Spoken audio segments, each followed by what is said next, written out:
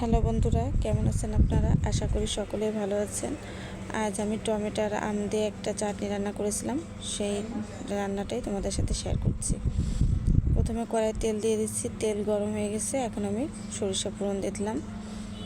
এখন কেটে রাখা আম আর টমেটো দিয়ে দিলাম, সাথে লবণ আর হলুদ দিয়ে এখন ভালো করে মিশিয়ে নিচ্ছি।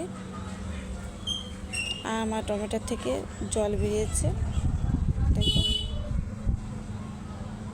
এখন আমি কেটে রাখা খেজুর আর আমসত্ত্ব দিয়ে দিলাম, দিয়ে আবার ভালো করে নেড়েচেড়ে মিশিয়ে নিলাম।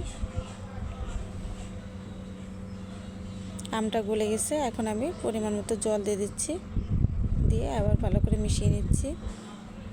আমি আজকে এখানে গুড় ব্যবহার করছি, এখানে আমি গুড়টা দিয়ে দিলাম, দিয়ে ভালো করে মিশিয়ে নিচ্ছি। এখানে আমি কিছু গোমরি আর মেথি ভেজে গুঁড়ো করে রেখেছিলাম, সেই গুঁড়োটা দিয়ে দিলাম, দিয়ে আবার ভালো করে মিশিয়ে নিচ্ছি। আমার চাটনি হয়ে গেছে, এখন আমি নামিয়ে নিচ্ছি।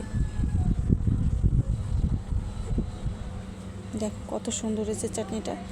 আমার ভিডিওটি যদি আপনার ভালো লেগে থাকে তাহলে লাইক, কমেন্ট এবং শেয়ার করে আমার পাশে থাকবেন। ধন্যবাদ সবাইকে।